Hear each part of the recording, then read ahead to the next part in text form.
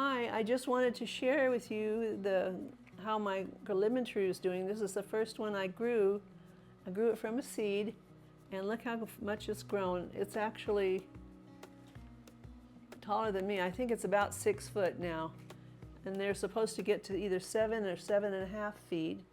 And so it's still got a little growing to go, but it's doing a lot. It's getting secondary branches, and I have decided that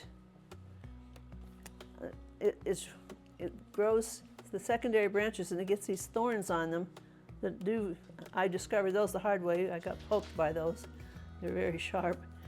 But I've also discovered that these thorns, I believe, are where they're going to put on other smaller branches as they grow and get bigger and stronger. But it is really developing well, considering it's inside the house and it probably doesn't get as much sunlight as it really would like to have. It's still doing well. I started growing it because I always wanted a lemon tree. People talk about having lemon trees in their houses, and I always wanted to do that. And I thought, well, maybe I'll just try to grow it from a seed, see what happens. And I was so surprised when it came up, started growing right away and growing really fast. And you have to understand that because it is a tree, it has a huge root system already in place, because trees require so many roots to grow and produce their leaves and their fruit and their flowers, whatever they have. So it's got a huge root ball, and I'm about to have to transplant it again into a bigger pot because I'm concerned about it not having enough roots, and enough space for the roots and getting root bound, which I don't want to happen. But it's been fun, and one of the most fascinating things I've found about it is that as the tree branches develop, they start wrapping themselves around the tree, and as they get bigger, they start unfolding and they rise up to find themselves in the right place, and that's where they stay as part of the tree. It's really fascinating to watch.